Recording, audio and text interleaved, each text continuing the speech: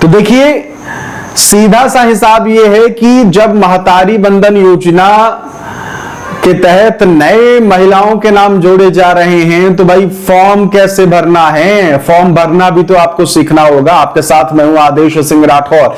Form भरने से लेकर आपको पहली किस्त मिलने तक तमाम जानकारियां हमारे इस चैनल पर मिलती रहेगी, इसलिए तुरंत सब्सक्राइब कर लीजिए। आपकी हम हर कदम पर वीडियो के माध्यम से हेल्प करते रहेंगे। चैनल को सब्सक्राइब कर लेंगे तो आपके पास वीडियो आता रहेगा। मेरा सीधा सा मतलब यह है कि आपका नया रजिस्ट्रेशन में नाम जुड़ जाए और इसमें कोई दिक्कत ना हो। अगर कोई परेशानी होती है तो हम वीडियो के माध्यम से आपकी परेशानी दूर करते रहेंगे। तो चलिए देख लेते हैं कि भाई फॉर्म कैसे है और कैसा है और फॉर्म भरा कैसे जाएगा। तो देखिए, ये है आपके स्क्रीन पर वो फॉर्म। सेम टू सेम ऐसे ही फॉर्म रहेगा। जहां ये 2024 लिखा हुआ है, इसे 2026 कर दिया जाएगा। बाकी सारी चीज़ें जो हैं वो एक जैसी होने वाली हैं। तो इस वक्त आपके स्क्रीन पर महतारी बंधन योजना का फॉर्म जो है वो दिखा रहे हैं। कैसे आपको भरना है वो तमाम चीज़ें जो हैं वो इसमें दिखाएंगे, इसलिए आराम से सुनिए और जानिए कि आखिरकार करना क्या है। देखिए, स्वास्थ्य सत्यापित फोटो, यहाँ आपको अपनी तस्वीर लगानी है। जो भी महिला हैं उनको अपनी तस्वीर लगानी है। स्वास्थ्य सत्यापित यानी कि अपने फोटो के नीचे हस्ताक्षर कर सकते हैं। तो उससे ये है कि भाई आपने खुद ही अटेस्ट कर दिया, आप खुद कह रहे हैं कि हाँ ये मेरी तस्वीर है, ठीक है। बाकी जब फॉर्म भरा जाएगा तो फिर आपको वही बता दिया जाएगा। फोटो चिपकाने वाली चीज़ आपको बाद में करनी है, पहले नहीं करनी है, ठीक है। आवेदन स्थान कहाँ है, कहाँ से आप फॉर्म भर रहे हैं वो ज़रूर यहाँ फिल करिएगा। जैसे बस्तर का कोई छोटा गांव है या बस्तर है, वो डिटेल यहाँ भरनी है। तारीख जो होगी उस दिन जिस दिन आप फॉर्म भर रहे हैं वो डाल दीजिएगा। अब आपकी निजी जानकारी, व्यक्तिगत जानकारी यहाँ आपकी आएगी। आवेदिका का प्रकार जो सही हो उस पर टिक करें। क्या वो शादीशुदा हैं, विधवा हैं, परित्यक्ता हैं, तलाकशुदा हैं, इनमें से जो भी हो उसके आगे ऐसे टिक लगा देना है। आवेदिका का नाम आधार कार्ड के अनुसार, आपके आधार कार्ड में जो भी होगा वही हर जगह आपको लिखना है, ठीक है। आधार कार्ड में सारी चीज़ें सही होनी चाहिए। आवेदिका का नाम आधार कार्ड के हिसाब से जो हो वो यहाँ लिख दीजिए। पति का नाम यहाँ आपको लिख देना है, उनके आधार कार्ड में जो नाम हो, ठीक है। आवेदिका के पिता का नाम जो उनके आधार कार्ड में हो, ठीक। तो ये तीन चीज़ें ध्यान में रखिएगा। आवेदिका की जन्म तिथि जो आधार कार्ड में है वो मेंशन करना है आपको। जन्म तिथि के सत्यापन हेतु संलग्न दस्तावेज का विवरण आप क्या दे रहे हैं, जन्म तिथि को लेकर प्रमाण पत्र कि भाई आपका, जैसे आवेदिका की जन्म तिथि जैसे आधार कार्ड में जो लिखी है, कोशिश करिएगा आप में से जितनी भी ये सारी चीज़ें हैं उनमें जो डेट ऑफ बर्थ है वो बिल्कुल आधार कार्ड से मैच हो रही हो, ठीक है। तो जैसे यहाँ आपने जो भी जन्म तिथि डाली है, यानी कि मान लीजिए कि आपने 1997 या 1990 जो भी हो आपकी साल की वो, और पूरा डेट ऑफ बर्थ जो है उसके प्रूफ के रूप में आप क्या दे रहे हैं। जन्म प्रमाण पत्र आपके पास हो तो दे सकते हैं, पैन कार्ड आपके पास हो तो दे सकते हैं, वोटर आईडी हो तो दे सकते हैं, 10वीं की अंक सूची हो तो दे सकते हैं, शाला दाखिला खारिज प्रमाण पत्र दे सकते हैं, ड्राइविंग लाइसेंस दे सकते हैं। इनमें से कोई एक चीज़ आप दे सकते हैं। कोशिश करिएगा कि मान लीजिए आपने वोटर आईडी दी है तो आधार कार्ड में जो डेट ऑफ बर्थ लिखी है वही मतदाता परिचय पत्र यानी वोटर आईडी में हो। बिल्कुल भी मिसमैच नहीं रखना है। अगर अभी भी मिसमैच है कि भाई मतदाता में कुछ और लिखी है, वोट आपके आधार में कुछ और है, तो फिर इसे सुधरवा लेना है आपको, ठीक है। आवेदिका की जाति वर्ग ये आपको भर देना है। क्या आवेदिका विशिष्ट पिछड़ी जनजाति श्रेणी की हैं, हाँ नहीं में आपको जवाब देना है। यदि हाँ तो श्रेणी पर टिक लगाएं। कमार, बैगा, बिरहोर, पहाड़ी, कोरवा, आबू झमड़िया, भुंजिया, पंडो, तो इस तरीके से जो भी आप अगर इनमें जनजाति श्रेणी में आती है, पिछड़ी जनजाति में, उसके आगे ऐसे टिक का निशान लगा देना है। आवेदिका का स्थायी पता, ठीक है। अब यहाँ आपको वही पता लिखना है जो आपके आधार कार्ड या वोटर आईडी में है, ठीक है। ये कोशिश करिएगा कि मैच होना चाहिए जो भी आप कागज़ लगा रहे हैं। यहाँ आपको पूरा भर देना है। राज्य छत्तीसगढ़ तो रहेगा ही, उसमें कुछ चेंजेस ही नहीं। ज़िला आपको भर देना है, ब्लॉक पंचायत, वार्ड क्रमांक, ग्राम, आंगनवाड़ी केंद्र का नाम, आंगनवाड़ी केंद्र का कोड। आंगनवाड़ी केंद्र का जो कोड होगा वो आपको आंगनवाड़ी जो भी आपकी है वो वहाँ से मिल जाएगा, नहीं तो फिर आप देखेंगे कि आंगनबाड़ी केंद्र के बाहर दीवार पर लिखा भी होता है। ठीक है, अब आ जाते हैं आवेदिका का आधार कार्ड का क्रमांक संलग्न करें। आधार कार्ड नंबर जो है वो यहाँ लिख देना है। आवेदिका के पति का आधार कार्ड क्रमांक यानी संलग्न करें, जो कि मैं आपको बता रहा था कि आधार कार्ड में कोई भी चीज़ ऊपर नीचे या गलत नहीं होनी चाहिए, ये ज़रूर ध्यान में रखिएगा। आवेदिका के पति का आधार कार्ड ये हो गया। अब विधवा, परित्यक्त, तलाकशुदा हेतु लागू नहीं है। अगर आप विधवा हैं तो आपको पति का आधार कार्ड क्रमांक नहीं डालना है, परित्यक्ता में भी नहीं डालना है, और अगर आपका तलाक हो गया है तब भी नहीं डालना है।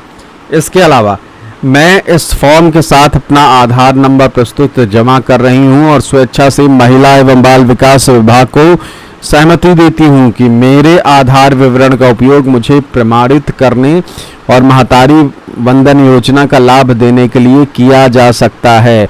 आपको यहाँ अपना नंबर डालना है, मोबाइल नंबर। कोशिश करिएगा कि आपका यहाँ मोबाइल नंबर वही हो जो आपके आधार से जुड़ा हो या फिर आपके बैंक से जुड़ा हो। कोशिश करिएगा आधार से जुड़ा वाला नंबर ही यहाँ आप डालिएगा जो आपके आधार कार्ड में हो।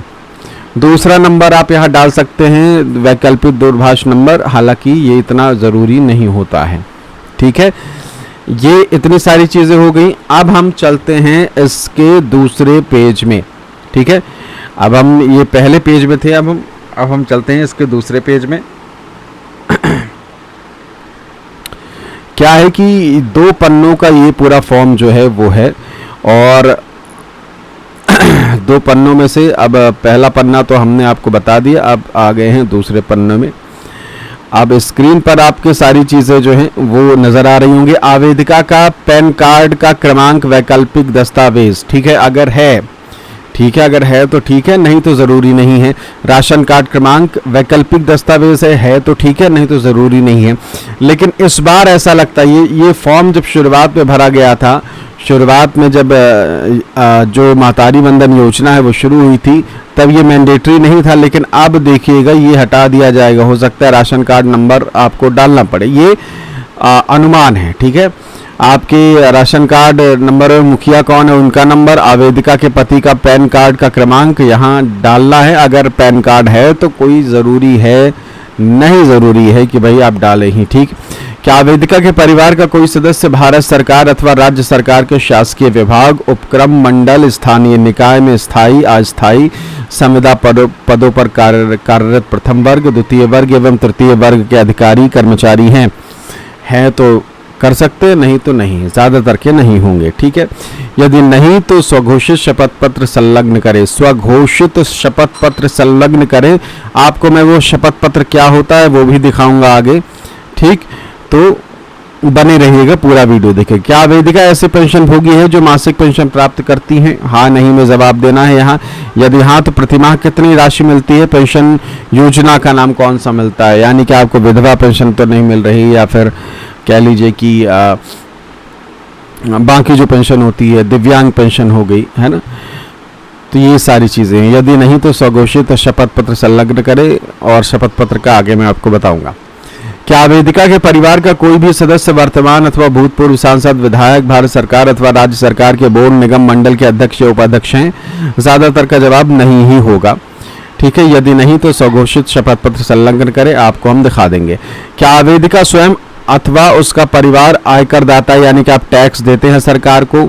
यहाँ भी आपको परिवार से तात्पर्य पति, पत्नी एवं उन पर आश्रित बच्चों से है। हाँ नहीं में जवाब देना है। यदि नहीं तो स्वघोषित शपथ पत्र संलग्न करें। बैंक खाता क्रमांक आपको यहाँ डाल देना। अब यहाँ ये ज़रूरी हो जाता है, आपको यहाँ अपना बैंक खाता जो है वो डालना है नंबर, जिससे कि आप के इसी बैंक खाते में राशि आएगी। अब यहाँ आपको थोड़ा समझने वाली चीज़ है, जो समझ लीजिए। आपका जो भी बैंक खाता आप यहाँ डालेंगे वो आपके आधार कार्ड से लिंक होना चाहिए, ये ज़रूर देख लीजिएगा। वही नंबर यहाँ डालिएगा और आपके ही नाम पर हो वो बैंक खाता, यानी कि जो महिला आवेदन कर रही है उन्हीं के नाम पर हो। बैंक खाता डालिए, बैंक का नाम डालिए, और IFSC कोड जो है वो यहाँ आपको डालना है। ये कौन सा कोड होता है भाई? तो ये आपके पासबुक में IFSC कोड मिल जाएगा, नहीं तो फिर बैंक वाले भी दे देंगे, उनसे लिखवा सकते हैं किसी कागज़ में, ठीक है। आवेदन पत्र के साथ अगर आपके घर में कोई जानकार व्यक्ति है तो आप गूगल में भी बैंक सर्च मारेंगे उस बैंक का नाम और उस एरिया का नाम, तो वो IFSC कोड जो है वो दे देंगे। हालांकि बैंक से लेना ही या पासबुक में जो लिखा हुआ है वही सबसे सटीक होता है।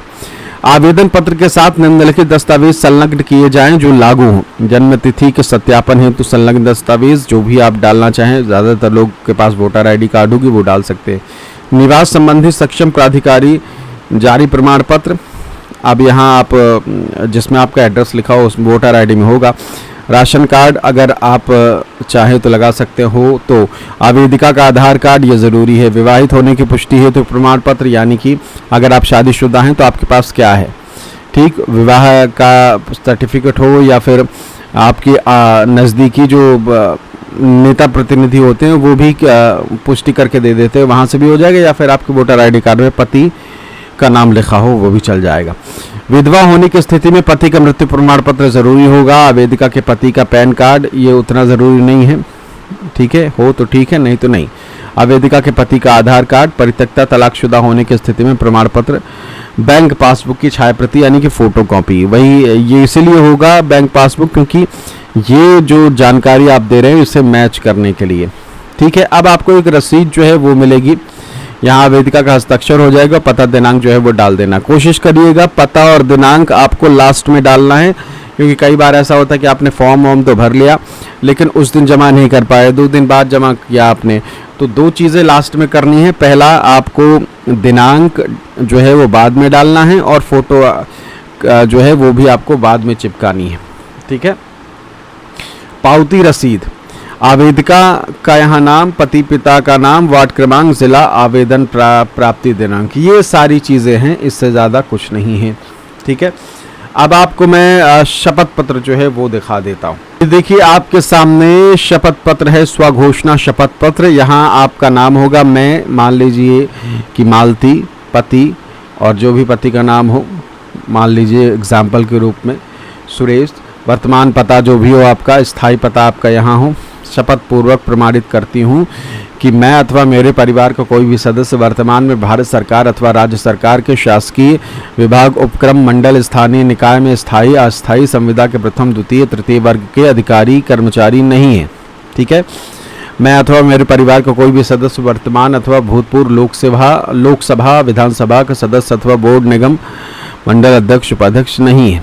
मेरे पति का व्यवसाय कार्य है जिससे मेरे पति परिवार के सभी स्रोतों से कुल वार्षिक आय इतने रुपए है। इस कारण मेरे परिवार में कोई भी सदस्य आयकर दाता नहीं है। इन 3 स्थितियों में आपको ये भरना होगा। आवेदिका का हस्ताक्षर जो है वो यहाँ लगेगा। और इसके अलावा अगर देखा जाए आवेदन पत्र में दिए गए विवरण तथ्य मेरे विवेक से सत्य हैं। यदि आवेदन पत्र में दिए गए कोई विवरण तथ्य मिथ्या पाए जाते हैं तो मेरे विरुद्ध कार्रवाई करते हुए आवेदन स्वतः निरस्त किए जाने पर मुझे कोई आपत्ति नहीं होगी तथा झूठे शपथ पत्र प्रस्तुत किए जाने के कारण की गई विधि सम्मत कार्रवाई के लिए मैं स्वयं जिम्मेदार होंगी, ठीक है। गवाह का हस्ताक्षर, नाम, पूरा पता, आवेदिका का हस्ताक्षर, नाम, पूरा पता, ये है सारी चीज़ें। फिलहाल फॉर्म भरने से लेकर आपको पहली किस्त मिलने तक तमाम जानकारी हमारे चैनल पर मिलती रहेगी, इसलिए हमारे चैनल को सब्सक्राइब ज़रूर कर लीजिएगा। और ये फॉर्म अगर चाहिए तो ये फॉर्म मेरे व्हाट्सएप चैनल पर मिल जाएगा। लिंक व्हाट्सएप चैनल का मैं नीचे दे दूंगा, तो वहाँ से आप इसे डाउनलोड कर सकते हैं। तो देखिए आपने फॉर्म देख लिया है कि भाई क्या हिसाब किताब है और कैसे भरा जाएगा, तमाम चीज़ें आपको मिल गई होंगी, देख लिया होगा।